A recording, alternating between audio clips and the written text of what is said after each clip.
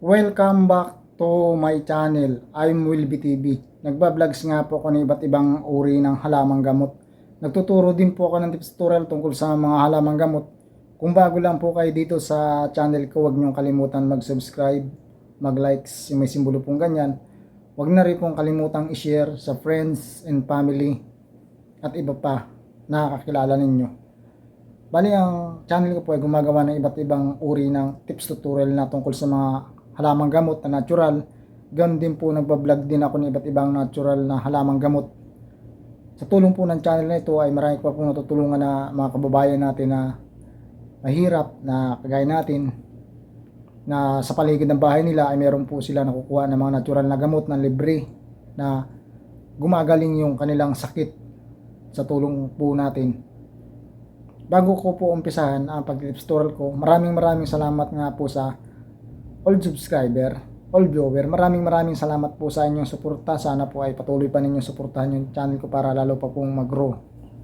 Ganon din po sa mga new subscriber, new viewer. Maraming salamat po sa inyong suporta. Sana po ay suportahan pa ninyo yung channel ko para lalo pa pong mag-grow at marami pa po natin matulungan na mahirap nating kababayan na umaasa sa mga libreng gamutan.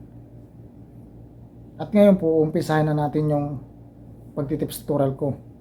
Bali, ang tips tutorial ko po ngayon, kung kayo ay madaling mahilo sa biyahe o nagsusuka kayo, ito po yung ititips tutorial ko sa inyo.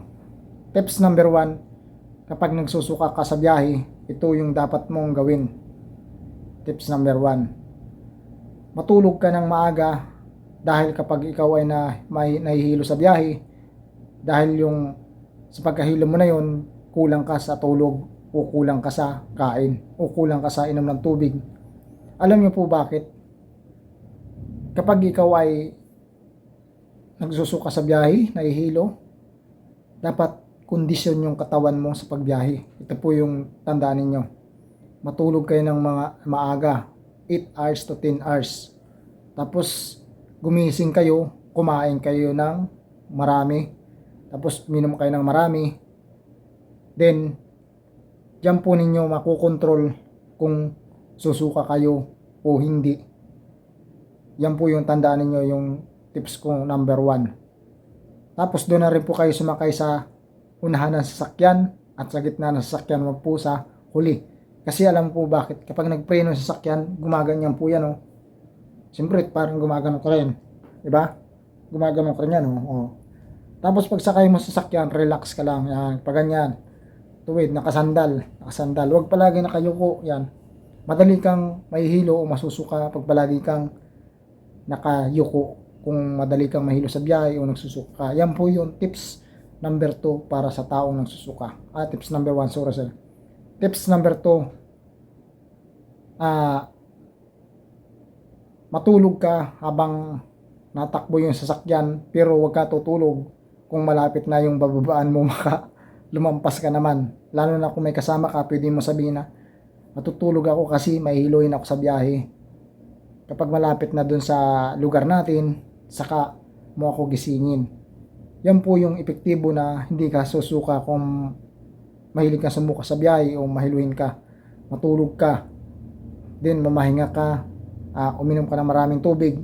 Yan po yung tips number 2. Tips number 3, ito pa po yung gawin mo kapag mahiluin ka sa biyahe. Magbiyahe ka ng madaling araw. Kasi kapag madaling araw, malamig yung panahon, lalo na kung hindi aircon yung sinasakyan mong sasakyan. Kasi ang pinagmumulan ng pagsusuka mo rin, kapag siksikan yung biyahe, tapos mainit, tapos barumbado pa yung driver, then meron kasing malakas magpreno. May malakas po magpreno, hindi nga po sa pagbibiro comment po, di ba? May pag nasakay, may masarap magpreno na driver, yung alalay, mayroong naman bigla ganyan, takbo ng mabilis, tas ring ng bigla ganyan. Di ba gumaganon ka? Madali kang hihilo kapag gano'n yung driver mong sinakyan. Meron na pag yung nagpreno, di ba, gumaganon lang yan, no? Di masyado yan. Yan po yung tips number 3. Magbiyahe ka ng maaga, huwag yung mainit, kasi kapag mainit nga ang panahon, susuka ka, tapos iba't iba pa yung maamoy mo, may mga pabango, iba't ibang uri ng amoy sa loob ng sakyan. Diyan ka na magkakaroon ng pagkahilo, din pagsusuka. Iwasan po ninyo yung pagbibiyahe ng sobrang init, lalo na kung nagbiyahe kang alas 11 hanggang alas 4, init niyan, nagsusuka ka. Yan po yung tips ko sa inyo, magbiyahe ka na madaling araw tapos ganun nga, nakarelax ka, malakas yung katawan mo, kumpleto yung tulog, kumpleto yung kain, kumpleto yung inom ng tubig. Ako po magsasabi sa iyo, the best po yung tips ko sa inyo.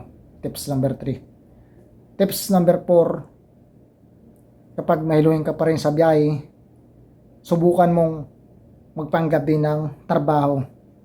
Tapos mga ilang taon kapag nagpanggabi ka at ikaw ay mahiluhin sa biyahe, yung pagkahilo mo sa biyahe kapag nagpanggabi ka, mawawala po yan. Alam nyo bakit? Ako po dati ay sobrang hilo sa biyahe, nagde-deliver ako ng damit. Ilang metro pa lang yung tinakbo ko, nahihiya ako sa boss ko, may dala ako na plastic. Alam na yan, suka ako ng suka, hilong-hilo talaga ako, sobrang init, tapos maamoy pa yung sasakyan namin, iba't ibang amoy ng uri ng amoy ng doon. Suka ako. Nung ako'y nagpanggabi ng trabaho, noon nawala yung pagsusuka ko. Gabi.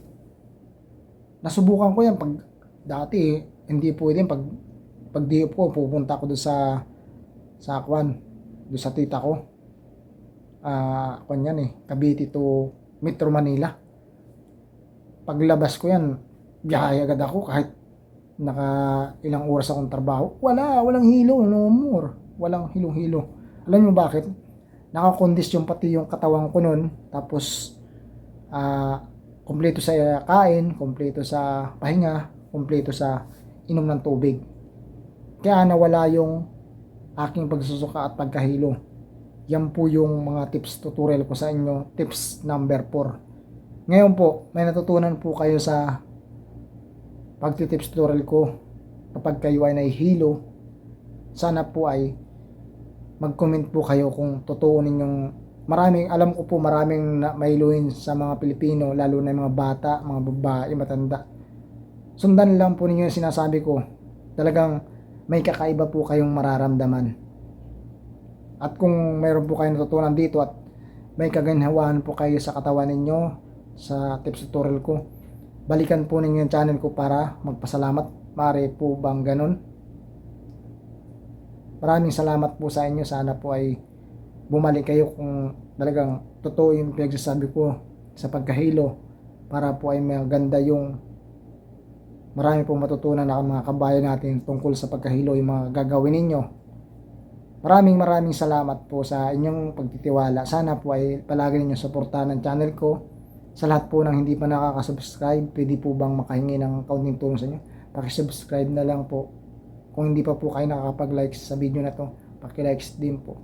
Kung nagustuhan rin po ninyo, paki-share na rin po sa friends and family ninyong mahiluin. Ganun din po sa iba't ibang uri ninyo na kakilala.